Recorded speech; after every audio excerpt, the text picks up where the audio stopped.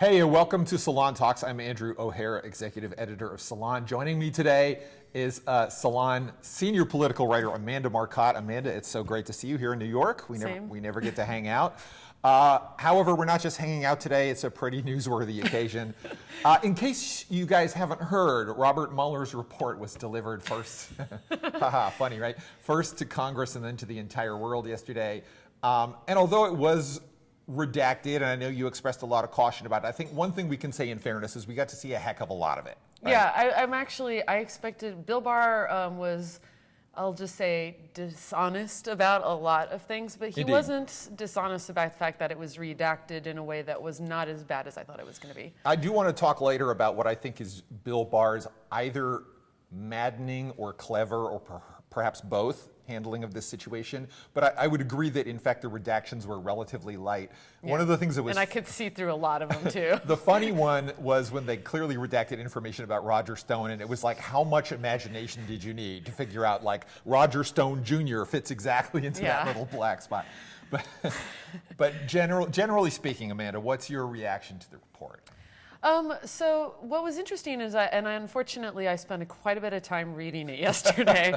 I'll confess that I breezed through many parts of it that were like, and Trump campaign officials met with a lot of people with Russian names, and Trump campaign officials met with a lot of people with Russian names. That's a little bit like the parts of the Bible that are like so-and-so begat so-and-so, and it goes on for pages, yeah. I think there's a reason people are focused on obstruction to a large degree. It was like the case was laid out more cleanly and better on that. And I think, but reading it, a lot of this was already publicly available information. A lot of it was easy enough to figure out that was redacted. But even with all that in knowledge, I was still shocked at how bad it was. I felt myself, I think it was partially because it was all in one location. Right. And really just seeing the case laid out in front of you just was very stunning. But also there was some new information that was very, disturbing and I think sobering. I would say sobering because I think it's got this kind of circus-like atmosphere around it and has for 2 years. Yeah. And being reminded the severity of the situation was like a gut punch for me. What new information did you see that really struck you? Well, the biggest thing was how much the Trump campaign tried to get Hillary Clinton's emails. Yeah, that's true. I guess we didn't exactly, there have been hints of that before, but I guess we didn't completely know that. Yeah, how many people did it, how many efforts were made, how many attempts to get Russians involved, how many attempts to get governments that were not the Russian government involved. Like, it was pretty extensive and a little bit alarming because I don't know what they thought they were going to get out of that, and even really. Yeah. It's as we know from the emails having that's a little bit confusing. We're talking about the emails, the supposedly missing emails from her supposed server, as opposed to the Democratic Party emails that actually were stolen. Yeah, that was what they wanted, was the emails missing from her server. Because but that's what's so funny is it shows how much they drink their own Kool-Aid because. Yeah. That's a right-wing conspiracy theory that she deleted all these emails, but all the information, the publicly available information, the FBI investigation, shows that they were irrelevant like spam emails. Right. Oh, it's so amazing. Well, listen, one of the big debates in left liberal circles all along has been with the Trump administration has been whether it's worth trying to impeach President Trump. What the point of doing that would be, given that you need 20 Republicans to vote to actually convict him, and that still seems like an extremely far-fetched possibility today as much as ever. And I know you've previously written that you thought the Democrats shouldn't focus on that, and I know today maybe you're wavering a little bit. What's your take at the moment? Well, I mean, again, like I said, the report was such a gut punch that it really shifted my thinking away from some of these political considerations towards some of the moral questions that are hanging over the nation right now. And I think that's happening to a lot of people right now. And I recognize that that's always in contention with the question of re-electing Donald Trump. We don't want to run that risk. Right. He's such and especially now that we know that he's basically a blatant, unapologetic criminal. And doesn't care at all. On the other hand, I think there is a very real concern that if he is not held accountable, then if there's not even an effort to hold him accountable, like in a kind of more legalistic way than just having a bunch of hearings, then it's going to further it's going to make the situation worse. It's going to basically be an open door to more criminality. By him, by future presidents, all of the above, kind of thing? Yeah. I mean, that's sort of, I know that Salon contributor Bob Cheska wrote an article last week, essentially, or earlier this week, arguing essentially that in an attempt to restore the rule of law, it's important to impeach, even if we concede that the odds of convicting and removing him from office are very, very small. So you're beginning to see the merits of that argument? Yeah, I am. And also, I was thinking, and I was talking to some people online, I feel also that there is this, I also get involved in sort of this, like, trying to game out every situation and trying to, like, predict how it's going to go and worst case scenarios versus best. But at a certain point, you can't tell what's going to happen. You can't control the way that things are going to be. We've learned that if we learn nothing else. So the only thing you can do is the right thing sometimes. You can just sort of look at it and go, I don't know how this is going to happen. But what I do know is that he clearly committed a number of crimes. He clearly, if didn't criminally conspire with the Russians, he definitely waggled his eyebrows really hard at them, and I joked there was quid, there was quo, and the pro was a lot of like. That's good. Yeah. You know, so I don't know. I'm beginning to think that maybe it's just time to do the right thing. And you said you were agnostic. Well, yeah, I tend to. I feel very unsure about this, about whether it's sort of morally the right thing to do or not. I think politically it's probably not the right thing to do. And I'm with you in saying that should not always be the primary consideration. Like, does this, according to some pollsters, does this possibly endanger the Democratic nominee, whoever the hell that's going to be? We don't know that. You know, there's no way to know that right now. What does concern me is the possibility that at first I thought yesterday I thought that Bill Barr had been kind of dumb by first putting out that 4-page letter and then doing the press conference yesterday right before releasing the report, when the report appeared to contradict a great deal of what he said. But that is only true if you look past the obvious fact that Trump is only concerned with solidifying his base. Yeah. And everything Barr is no idiot. He knows what was in the report, and that those who read the report carefully after hearing what he had to say would be like, well, these things don't fit together completely. And the Washington Post is going to say he lied, and the Atlantic is going to say he lied, and the Fox News audience will not care. Right, but there's another side to that too, which is the Fox News audience and Trump's audience will say, exonerated completely, we don't care, even if they kind of know it's not true, it doesn't matter, the Attorney General said it. And the other thing that Barr accomplished was to not just cement the base, but also harden the divisions. He knew that the blowback would happen. He might have thought that creating all this drama might increase the odds of an impeachment proceeding, possibly. Because if he had just released the report without saying anything about it in advance, like a normal Attorney General, I think you said this, like a normal Attorney General might have done, I don't know. We can't run that experiment. I don't know what the reaction would be, but it's possible it wouldn't have been as divided and overheated and as shocked, because, as you say, most of this stuff was publicly available. Is it a surprise that Trump said, I'm fucked, when he found out that? No. Is it a surprise that he tried to get Don McGahn to do all kinds of illegal things? No. Yeah, I mean, it's still a little startling to see it all in one place. It's a little startling to see it in print, but most of that had been reported before. That and any story where Don McGahn and Jeff Sessions are the defenders of the rule of law, you know you're in trouble, right? But I know this is a little trutherish, but I actually wonder whether accentuating division and pissing off the Democrats and liberals and leftists is part of the play here. I wouldn't be surprised. I would say, even, you don't have to go that far even necessarily. What you can say is that he knew that people were going to get this reaction because he has read the report and he knows how bad it is. And what he did was he rolled out a narrative of aggrievement. Like, that his base can rally behind, that it is impenetrable to, It allows, it basically becomes a black hole that any criticism falls into. Like, Donald Trump is so set upon, Bill Barr is so put upon, like, the media is out to get us, the liberals are out to get us. So literally anything you say just goes right into that black hole, and it creates, it's kryptonite to any criticism, any evidence, anything. And I think no matter what else happens, he definitely knew that that was going to be the result of, he was setting that narrative. Right. Well, it may be that the way that they strategize this is that they believe, or they hope, that if the Democrats decide to shove this to one side and move on with the 2020 campaign, they will piss off their own base. Yeah. And that's walking into a trap. And Trump will run around at every rally saying, if I had committed crimes, they would have impeached me.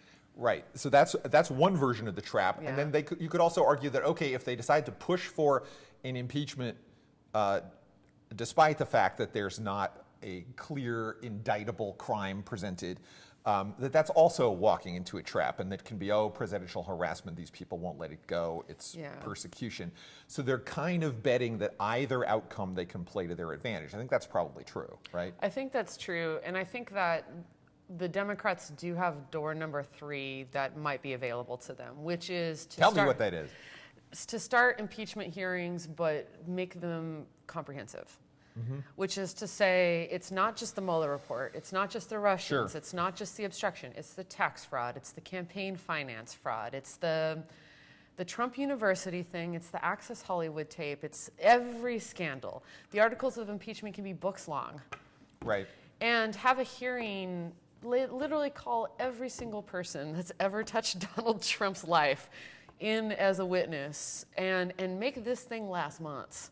Make it last months and months and months, and make it comprehensive so that they are struggling to kind of reverse the playbook against them. I think one thing Donald Trump benefits from is the sense that it's overwhelming. The amount of stuff he does wrong is overwhelming. Yes, it's and hard to keep track. Yeah. So create like one avenue, dump everything in there, and have it put it on him, make it hard for him to defend on multiple fronts. And I think that could hijack the narrative. That's interesting. That could be true. Because I do think what Barr set up here is the fact that you're right that there were certain things in the report that were like shocking, startling, whatever.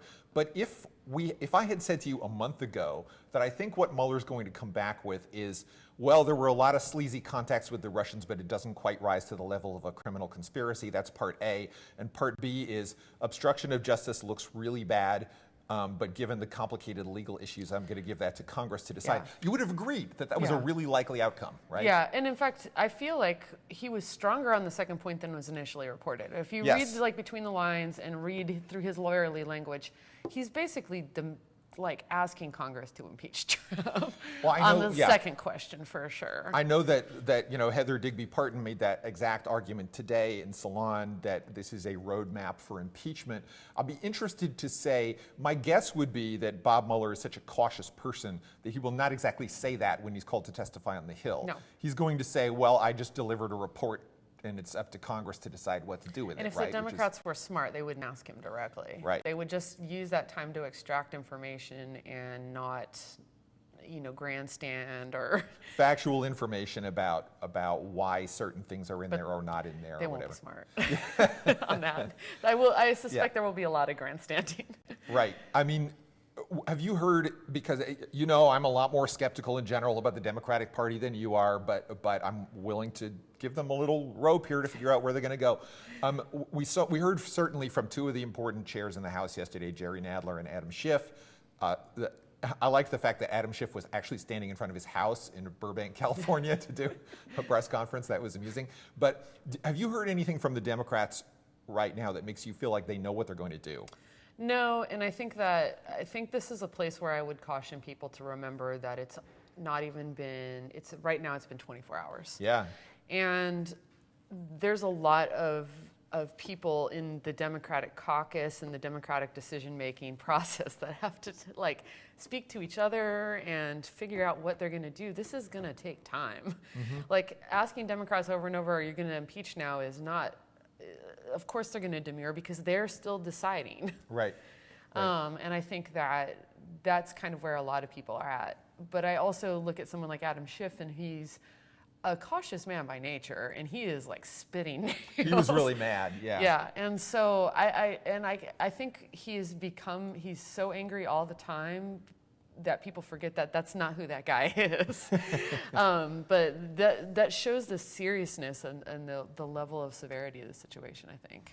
I mean, I guess it's not terribly surprising that we saw it was Rashida Tlaib who introduced an article of impeachment, I think yesterday, whatever. She's been promising that since she got elected. It's interesting to me. I'm not saying this as nearly at all as a positive or negative thing. It's interesting to me that some of the newer, younger, arguably more left members who appear to be strongly arguing for impeachment now, given that in the conventional understanding of the dynamics of the Republican Party, those people are more interested in like driving forward for big structural change as opposed to potentially getting derailed by this. I don't know how you see that playing out. But. That's a really interesting point, because I think you see that divide a lot more in like just ordinary voters, journalists, and like pundits and stuff, where like there's some people saying this is all a distraction, we shouldn't worry about it, it's distracting from the major issues. But I think that even if they weren't those kind of people before that were like just trying to push the envelope on the corruption issue, that it's becoming also increasingly clear that you can't separate these policy questions from the corruption issue questions. And you know, Tlaib might be a bit of a bomb thrower in that way, which is great. I think you need those people in the party. But I also think that it's useful to think about that, especially if you've been spending some time in Congress, that like Alexandria Ocasio-Cortez herself has been tweeting about how once you get there, you actually start to see how the corruption is influencing the policy in these ways that are, you can't untangle them. And I think that I would like to see people make that argument more explicitly to sort of justify, you know, why you can't pit these two interests against each other. That's interesting, yeah, because I believe that Ocasio-Cortez, my congresswoman, I get to brag about that whenever I can, but I believe has signed on to that also, and of course, initially, she ran as this outsider, more or less critic of the Democratic Party running against a pillar of the leadership, and didn't talk that much about Trump or Trump's corruption or the Russia scandal at all until she got into office. But she's been a great leader on dealing with that. Like her Judiciary Committee performance with Michael Cohen was the best of all the Democrats. Pretty much, because she wanted to ask substantive questions about, and I didn't know any of that stuff about the golf course, which is in her district, so I guess she knows about it really well. But which is being renovated right now. You drive past it, and it's a whole bunch of hills of sand with Trump's name on top of it. There's some strange resonance to that. But yeah, she really wanted to press Cohen on specific factual material questions relating to the president's financial corruption. Which arguably, I still am inclined to believe that's where the real bodies are buried. You know, I mean, wasn't Schiff saying some of that? Yes. I've gone back and forth on how serious I think the Russia thing is, and I think that Mueller kind of got it right. It was sleazy as hell. It's probably not illegal to, as you say, to bat your eyes at foreign intelligence who are doing things that you like and have them wave at you from across the aisle. The contacts are all very dubious and suspicious, but there isn't any actual evidence that they had a plan that they made together. And I think actually you get the impression that the Russians were like, I don't want to actually conspire openly with or like aggressively with these people because they're idiots. Right. They're going to screw it up somehow. Right? We want to do this the right way. Exactly. I mean, would you recruit Donald Trump Jr. into your conspiracy? Definitely not. Definitely not. I feel like that's, you know, maybe someday we'll get to hear what the deliberations inside the GRU were like about this, and it must make some entertaining reading, I would have to say. Like, at some point they might have asked themselves what they had gotten themselves into, you know? But yeah, on the financial question, it's clear that Mueller saw that as outside of his. But he also clearly took huge amounts of documents and passed it off to other prosecutors. Right. So we have that in the make. We have the House investigation, which is why I say perhaps impeachment should be on the table, but perhaps there's a lot of work to do before we get to, like, in terms of just overturning information. Because I agree with you, like, and their two are not probably unrelated. There's no doubt a reason to believe money laundering through Russian oligarchic interests is somehow in this. I've always thought that was an issue, which goes back a long time before the 2016 campaign. It does. Maybe as far back as the 90s, we don't really know. But certainly, whether or not there's a tape from Trump's visit to Moscow in 2013, something, happened there that he doesn't want the world to know about. Maybe we'll find out about this stuff, and maybe we don't. I mean, to what extent is the clock ticking on this? Obviously, we not merely. Usually, we'd be in the invisible or backstage part of the Democratic primary, and none of it's invisible or backstage anymore, as we know, down to the granular details about where people's donations are coming from and who's slightly up and who's slightly down in the polls. It's a little bit ridiculous, but we can't say that the campaign has not started. Excuse me. So to what extent is the clock ticking on actually pursuing serious investigations of Donald Trump versus, the Democrats trying to get it together and identify a nominee and, move towards the campaign next year? I hope we can walk and chew. I hope that they can walk and chew gum at the same time. We as a nation and the party as the Democratic Party. But I also think that, in a sense, the sort of horse race question is at a certain point, failing to understand the larger gravity of the situation, that our sitting president is a criminal. And I think that as long as they can kind of keep that in mind, they should probably, insofar as they possibly can, separate the question of the election from the question of dealing with Trump, as somebody who's corrupt in so many ways we can't even list them all here.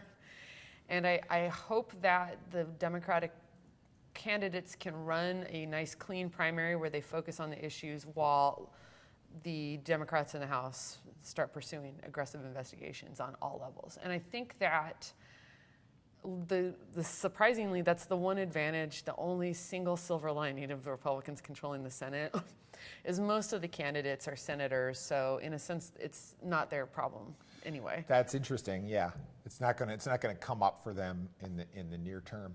I suppose one way there's no point trying to game out the race at this point. It occurred to me that if there are candidates in the race on the Democratic side who might be able to wrestle with this the most effectively, certainly Elizabeth Warren and Kamala Harris, given their legal background, seem like they might be well qualified to wrangle with this issue in a way where they can talk about Trump's criminality while also pushing forward on the other issues that people probably care about more. Does that strike you as true? Yeah, I mean, Warren's not a criminal prosecution lawyer, but I think that there is a way to sort of, step and pivot on the question for the politicians. If I was going to give any advice, I would say, just as you can't separate the corruption from the public policy issues in terms of like substance, you can tie them together in terms of elections. You can say, Trump is clearly out for himself. Right. He's clearly, basically, he's not there for the American people. He is there in order to enrich himself and do whatever criminal shenanigans he's up to. And that is why he's being backed by the Republican Party that sees him as a vehicle to, push forward this this elitist agenda. Right, and there's probably for the ideal political candidate, there is some way to tie in the question of the current president being corrupt in very many ways with the issues that are such as healthcare or the immigration debate that are probably likelier to drive actual voters to make decisions, right? Yeah. There's a way to not make those seem like they're different universes. Yeah, I mean, do you think that that's possible? Because I think it's like very simple to like, for instance, say like, the deal between the Republican Party and Donald Trump is very clear. They let him do crimes and he gives them tax cuts and takes away Obamacare. Yeah. Like. Well, and certainly the fact that he continues to make outrageous lies about what they're going to do to the healthcare system. I almost couldn't believe the one about how after we win in 2020, then we'll fix everything and everybody will have a great healthcare plan. I mean, literally no one believes that. But I suppose it's enough of a bone for his hardcore supporters. It's hard to imagine that. But I don't really know what they're thinking about that. I'm a little baffled. I don't know why he bothers to lie. But I will say in that... Mitch McConnell was not delighted with that particular lie, I would say. Yeah, because a lot of Republican voters do depend on government health care Yes. on some level or another. They're either on Medicare or Medicaid, Sure. or they get subsidies through Obamacare, and they don't want to lose that. Yeah. And I think it's a real problem for them, but I don't think they believe Donald Trump's lies. But I will say that this is where the kind of corruption of the Russia investigation and the tax fraud and all the other things that he does wrong can be helpful, which is to say, look, he lies about everything. He's also lying about the issues. Right. That's terrific. Well, listen, we've covered a lot of ground, and our producers are telling us to wrap, as we very well should. Impeachment or not? You think maybe yes? Yeah, I think the case is strong. But wait a while before build a strong case. Yeah, take your time. Be very thorough. All right. I want to see how it plays out. Thank you so much for joining us, Amanda. It's great to see you. Great to see you.